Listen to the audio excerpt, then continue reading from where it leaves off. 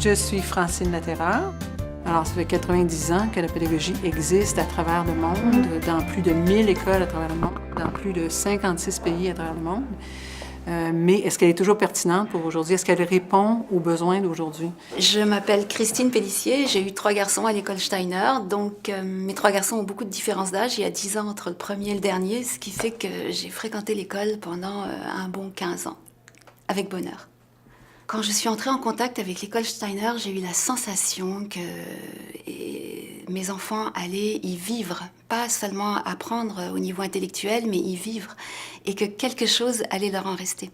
Bonjour, mon nom c'est Harry Van-Améringeant. J'enseigne à l'école Steiner de Montréal depuis près de 23 ans et je connais la pédagogie Waldorf depuis une 50aine d'années. Comment Rudolf Steiner présente le développement de l'enfant, que en fait l'être humain, ce n'est pas seulement un animal comme on prétend souvent aujourd'hui, mais aussi c'est un être spirituel qui est en développement avec des phases très précises.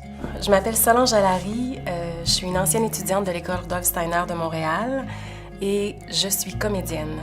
Ma sœur, en fait, est enceinte en ce moment et ma mère lui a demandé si elle avait l'intention d'envoyer ses enfants à l'école Rudolf Steiner. Et bon, moi, j'ai pas encore d'enfants, mais j'en veux et je me suis posé la question et c'est sûr que oui.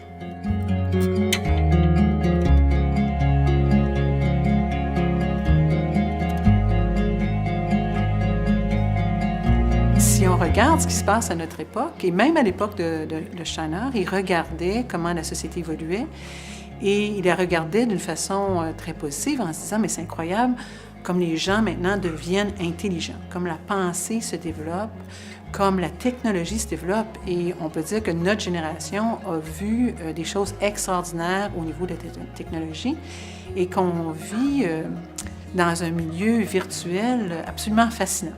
On réalise déjà qu'on est dans une époque où on est post-ordinateur et en quelque sorte, l'être humain a besoin de développer ses facultés.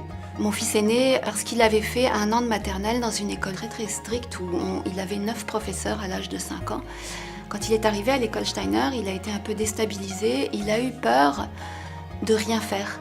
Et un jour, il m'a dit « Maman, tu sais, il faut quand même que je te prévienne, hein, on fait rien dans cette école, on joue ». Alors je lui ai dit « Bon, d'accord ». Et ce jour-là, il m'attendait pour aller faire une course et j'étais en train de me limer les ongles. Et alors il était pressé, je lui ai dit « Il m'en reste plus que 2, j'ai bientôt fini ». Il m'a dit « Ah, t'en as déjà fait 8 ». Je lui ai dit « Ah, toi, tu sais compter ». Au lieu de simplement dire aux enfants « le B s'écrit de telle façon et vous allez copier 100 fois, 200 fois, 1000 fois et vous allez l'apprendre de cette façon-là », on propose une image. Donc, on propose même une histoire où, par exemple, il pourrait y avoir un bébé dans l'histoire et éventuellement, on fait un dessin du bébé et éventuellement, à partir de la forme de ce petit bébé, on sort la lettre B. L'apprentissage des mathématiques, ce qui m'a fascinée, c'est le prof qui rentre dans la classe et qui raconte un conte, qui invente une histoire. De cette histoire, l'enfant va déduire par lui-même ce que c'est que l'unité. Il y a un soleil, on est sur une planète. Et puis ensuite, elle va raconter une histoire où l'enfant va prendre conscience de ce que c'est que le 2, la dualité. J'ai 2 parents. Qu'est-ce que c'est que le 3, etc. L'art, à ce moment-là, devient comme un support qui permet d'avoir toujours un lien vivant avec les matières enseignées. Nous, on défend un principe que plusieurs artistes, je pense, vont trouver intéressant, l'idée que tout le monde devrait pratiquer les arts.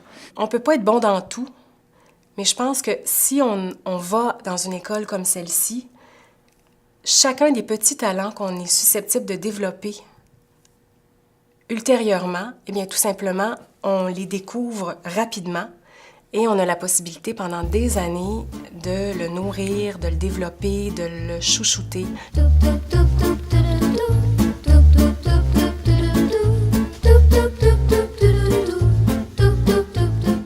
Une pédagogie en lien avec la vie, avec ce qui est vivant, avec ce qui se passe réellement dans le quotidien de l'enfant.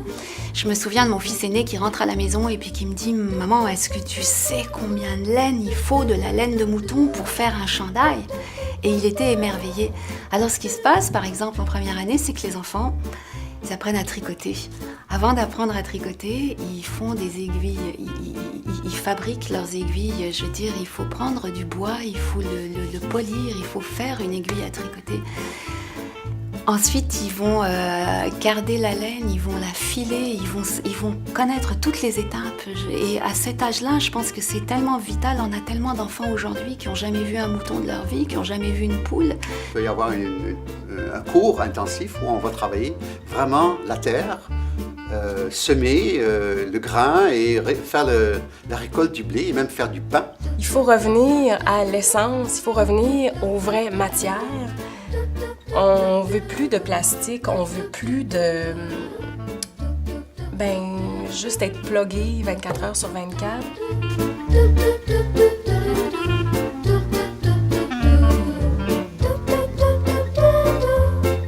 La journée commence avec une poignée de main pour chaque professeur, chaque élève.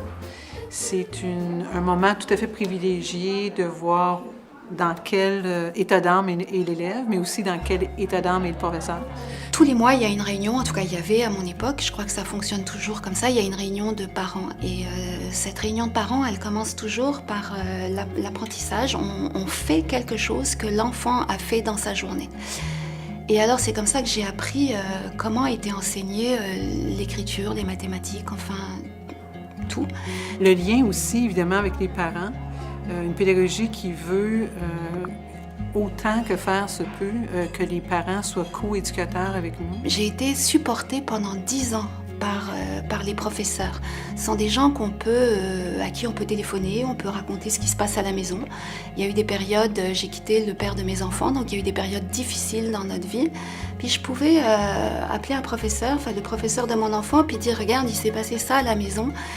Hier soir, ça se peut que mon fils file pas trop aujourd'hui. » Et j'étais certaine que le prof allait en tenir compte. L'école n'est pas facile pour personne. C'est pas la facilité qu'on prend avec la pédagogie Waldorf, mais il faut qu'il y ait de la joie, mais il faut qu'il y ait de l'humour. Et il y a des moments où c'est difficile. Et donc, on essaie de voir, de reconnaître ces moments-là, de savoir pourquoi c'est difficile, puis d'arriver à essayer d'enlever des embûches pour les enfants. Je crois que c'est l'UNESCO qui a dit ça, que c'était l'école, la pédagogie qui préparait le mieux l'enfant à l'avenir. Eh bien, franchement, oui, je suis d'accord. La raison pour laquelle j'enverrais mon enfant ici, c'est parce qu'il y aurait la possibilité de vraiment pouvoir exprimer toutes les facettes de son être. Si j'arrive à faire naître l'enthousiasme, tout peut se comprendre, tout peut se faire. Si j'arrive vraiment à toucher le cœur de l'enfant. L'école Rudolf Steiner de Montréal